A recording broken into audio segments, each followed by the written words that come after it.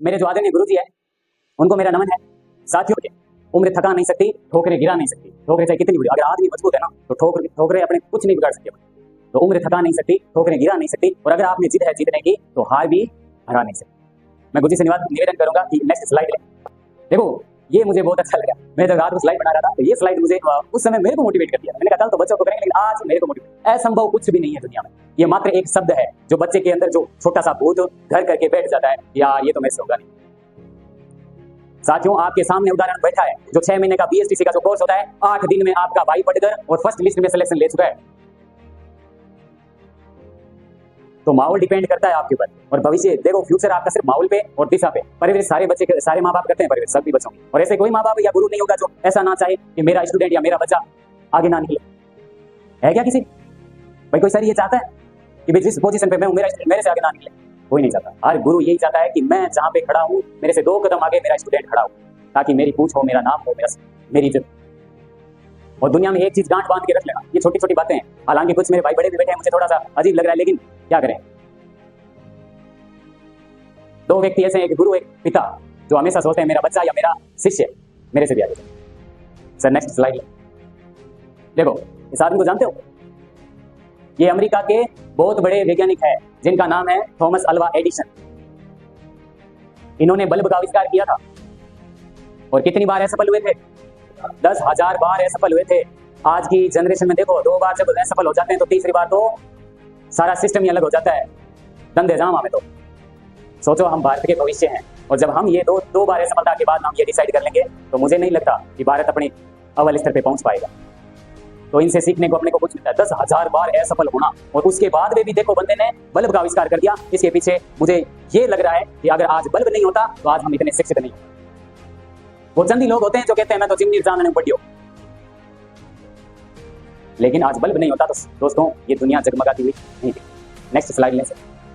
ये देखो 2 भाई जिनको राइट ब्रदर्स के नाम से जानते हैं, हवाई जहाज का आविष्कार किया था। लोग हंसे थे इनके ऊपर, क्योंकि जब कोई आप अलग काम करते हो ना सारों से हटकर, डेफिनेटली लोग आप पे हंसेंगे। सबसे पहले आपके घरवाले हंसेंगे, वो हंसेंगे क्योंकि उनको नॉलेज नहीं है कि मेरा बच्चा क्या कर रहा है। दूसरे नंबर पर पड़ोसी, और पड़ोसी का अपन ध्यान है, पड़ोसी तो अपन ध्यान है। वो कहावत ही है सिर्फ कि पहला सुख निरोगी काया, दूसरा सुख घर में माया, तीसरी सुख पड़ोसी अच्छा। पड़ोसी अच्छे कोई 100 में से 1 जने होते हैं, बाकी लोग तमाशा देखने वाले। तो थोड़ा ध्यान रखना, ये दोनों भाई हैं और राइट ब्रदर्स के नाम से जानते हैं। हवाई जहाज का आविष्कार किया था, लोग हंसे थे इनके ऊपर, और इन्होंने कहा था कि हम दोनों भाई मिलकर एक ऐसी चीज बनाएंगे, एक ऐसा इंजन जोड़कर बनाएंगे कि लोग हवा में उड़ेंगे। लोगों ने कहा ख्याल है क्या? आज तक कोई उड़ नहीं पाया पक्षी के अलावा, आप कौन सा क्या कर दोगे ऐसा इंजन लगा के? तो उन्होंने कहा सब्र करो, क्योंकि सब्र का फल मीठा होता है। और ये वास्तव में बात सच है। इन दोनों ने इतना प्रयास किया कि इन दोनों ने हवाई जहाज बना के दिखा दी लोगों को, और अपना जुनून बना के दिखा दिया। साथियों ये वैज्ञानिक अंग्रेज जरूर है, लेकिन इनसे कुछ चीजें सीखने को मिलती है। देखो घर के बाहर जब पशु होता है अपन भी दातल देना है, वो लंग जाए, इसका मतलब उससे भी सीखने को मिलता है कि वो अपने से ज्यादा समझदार है, कि उसको एक बार कहने पे वो चला गया। इस चीज को एब्जॉर्व करो, है ना? तो ये चीज असंभव कुछ भी नहीं। Next slide lesson. Practice max perfect. अभ्यास ही आपको सफल बना सकता है।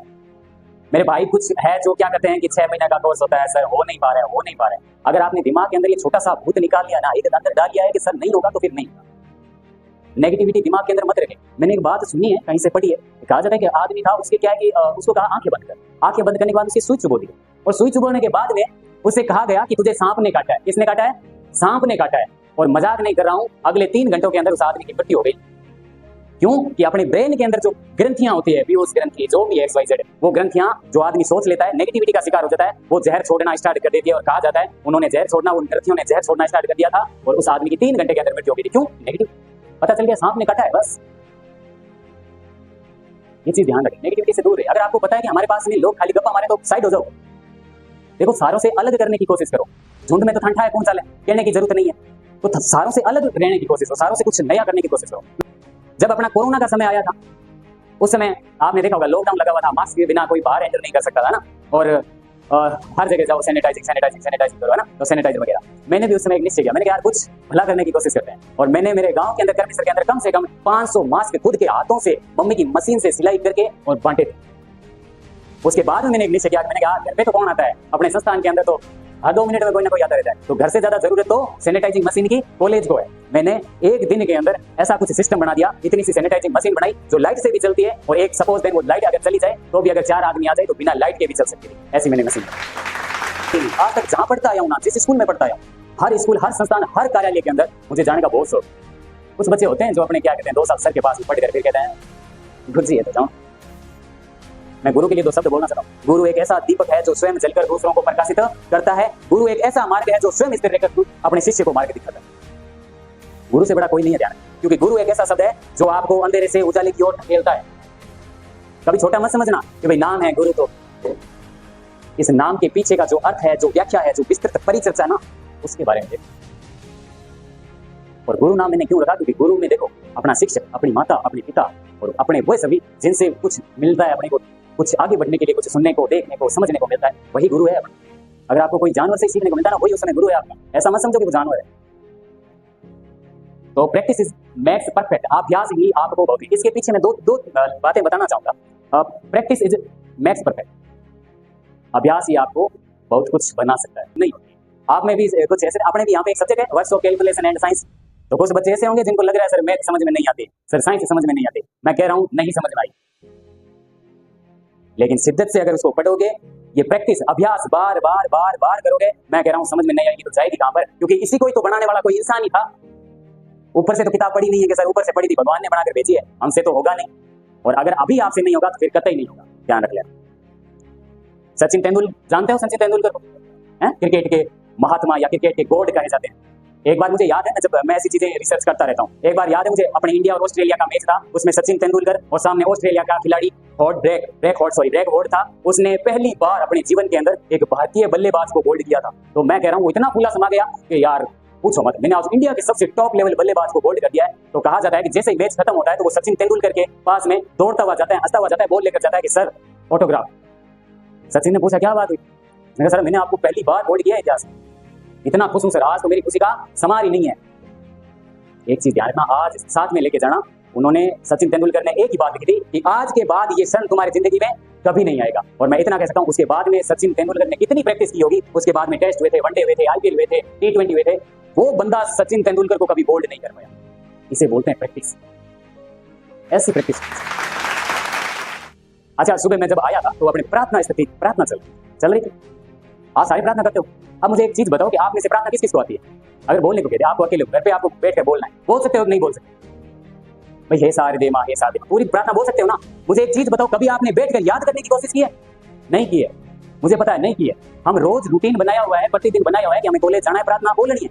और मैं कह रहा हूँ कि यही रोज की प्रैक्टिस आपको एक दिन याद हो जाएगी, होगी कि नहीं होगी? तो बस यही समझाना चाहता हूँ।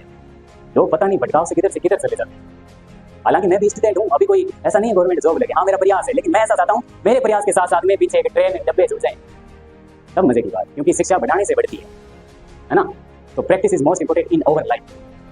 अभ्यास ही सब कुछ है। अगर आपको सफल होना है ना, बार बार बार अभ्यास करें। सर आगे की स्लाइड में ये देखो, है ना, हॉकी के जादूगर, ये उपाधि लेनी बहुत बड़ी बात है। हॉकी के जादूगर, क्रिकेट के देवता, ये जब उपाधि इतनी बड़ी है ना, बहुत स्ट्रगल करने के बाद मिलती है। कहा जाता है ये मेजर ध्यानचंद तो अपने बीकानेर की फोर्ट या सादुल स्पोर्ट स्कूल में पढ़े हुए, पता है आपको, पता है ना? तो ये अपने बीकानेर की स्कूल में पढ़कर और आज विश्व इतिहास रच चुके ये व्यक्ति हॉकी के जादूगर मेजर ध्यानचंद, इनका जन्म 1905 के अंदर। कहा जाता है, आपने सिर्फ इतना ही जानते हैं, हॉकी के जादूगर मेजर ध्यानचंद, जन्म 1905। इनके पीछे का स्ट्रगल मैं बताता हूं आपको। ये जब हॉकी की प्रैक्टिस देखो, सारी करते हैं, प्रैक्टिस सारी करते हैं, ये एक ही नहीं थे खिलाड़ी हॉकी के, लेकिन मैं इतना बता दूं ये परफेक्ट किस वजह से हुए, इन्होंने प्रयास नहीं छोड़ा था। कहा जाता है रेलवे ट्रैक के ऊपर प्रैक्टिस करते थे, रेलवे ट्रैक कितना सीधा होता है, उसके ऊपर प्रैक्टिस करते थे हॉकी और बॉल के। लोग अचंभे में रहते कि तेरी हॉकी में मैग्नेट लगा है क्या, जो बॉल चिपके ही रहती है। लेकिन इस बंदे का जुनून देखो यार, इस बंदे की प्रैक्टिस देखो, इस बंदे का हौसला देखो। इतनी प्रैक्टिस करने के बाद में जादूगर की उपाधि दी है इसको। मेरे को रिस्पॉन्स चाहिए। मुझे आप एक चीज बताओ, क्या असंभव नाम की कोई चीज है क्या? नहीं है। क्या असफलता नाम की कोई चीज है? तो फिर हम किससे डर रहे हैं? किससे डर रहे हैं? अरे यार, ये पढ़ाई जो आप और हम कर रहे हैं ना, ये भी किसी इंसान नहीं बने, दूसरा कोई नहीं, है ना। Sir next slide. समय की कदर करना, ये बहुत बड़ा टॉपिक है जिसको मैंने लास्ट एंड फाइनल स्लाइड के अंदर इनको इंटेंट किया है। समय की कदर करना है। अगर आपने समय की कदर नहीं की ना, तो आपको समय कहीं का नहीं छोड़ेगा। और आदमी दो चीजों से बदल सकता है, या तो समय के साथ में बदल जाए तो अच्छी बात है, और या फिर समय ने उसको बदल दिया तो बड़ी तकलीफ होगी। और फिर आदमी कंपैरिजन किससे करता है, मेरी तो किस्मत खराब है, मार तो सागो कौन दियो, मार तो सास कौन दियो कणी, मेरी तो घर की परिस्थिति ये थी, सारा की यही है। मैं भी एक गरीब मजदूर परिवार से बिलोंग करता हूँ, मेरे पिताजी है जो कारीगर का काम करते हैं, हम 3 भाई, बड़ा ही बड़ा मैं हूं। तो किस्मत सारों की एक जैसी है। और अपने माइंड में ना लें ये चीजें कि भाई वो होशियार है, मैं कमजोर हूँ। भगवान सारों, देखो भगवान का किसी के साथ में बैर नहीं है, ध्यान रखना, भगवान की किसी के साथ में दुश्मनी नहीं है। वो जब धरती के ऊपर किसी बच्चे को भेजता है ना, तो सारों को एक जैसा IQ लेवल देके भेजता है। फिर बात निर्भर ये करती है कि आप किस दिशा की ओर जा रहे हो, आपका मैटर वहां पे डिनोट करता है। जो बंदा सही माहौल के अंदर, सही दिशा के अंदर और सही गाइडेंस के अंदर रहेगा वो सफल हो जाएगा, और जिसका माहौल ही खराब है तो उसके अंदर। समय की कदर करना यार, समय बहुत बड़ी चीज है। अगर आप समय आज, मैं कह रहा हूं, अगर आप आज 5 घंटे पढ़ाई नहीं कर रहे हो ना, तो कल फिर 10 से 12 घंटे कमाई करने के लिए स्टार्ट करना। या तो आज 5 घंटे पढ़ाई कर लो, और नहीं तो फिर 10 से 12 घंटे कड़ी मजदूरी करने के लिए तैयार। क्योंकि देखो भगवान ने इंसान जीवन दिया है तो पेट तो भरना पड़ेगा, क्योंकि भूखो तो पशु ही कौन सोए। सही है कि गलत है? सही है ना? तो भूखा तो कोई पशु भी नहीं सोता, तो अपने तो इंसान रूप है, और पेट भरने के लिए कुछ ना कुछ करने पड़ेगा। और अगर हम एजुकेटेड, अगर हम शिक्षित नहीं हुए, मजदूरी तो करनी पड़ेगी। तो या तो पढ़ लो ताकि कोई ठंडी छिया का काम मिल जाए।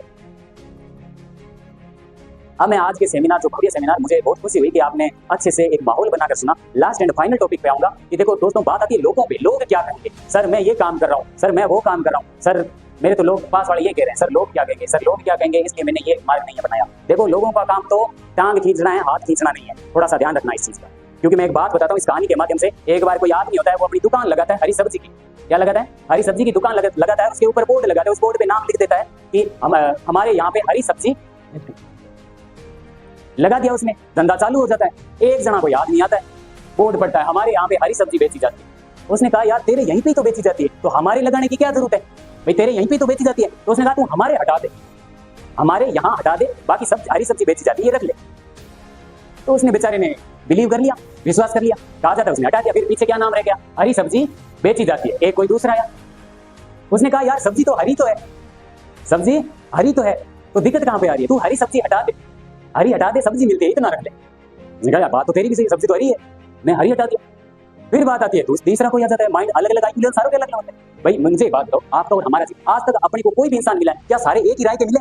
इस टॉपिक तो कहा कि सर सब्जी मिलती है, तो तीसरा कोई आदमी है क्योंकि सब्जी तो मिले, और तो तुम बेचे कौन भाई, और तो तू कुछ बेच नहीं रहा, सब्जी तो बेच रहा है, तो तू ऐसा कर इसको हटा दे, सारों को दिख रहा है तो सब्जी बेच रहा है। तो बेचारे ने यार बात तो तेरी सही है, उसने सब्जी हटा दी। अब बोर्ड क्या हो गया, साफ हो गया। अब चौथा कोई आदमी आता है मेरे जैसा, अरे भाई तू सब्जी बेच रहा है, बोर्ड लगा के बैठा है, वो भी साफ करके, इस पे क्यों ना ऐसा लिख ले कि हमारे यहाँ पे हरी सब्जी बेची जाती है। तो आपको इस बात से कुछ ना कुछ सीखना जरूरी है कि देखो लोग बहुत सारे मिलेंगे और सारे अलग अलग माइंड लेवल के मिलेंगे। कोई कह रहा है नाम मिटा ले, कोई कह रहा है वापस लिख ले। तो निर्णय जो ले अपने स्तर पे ले,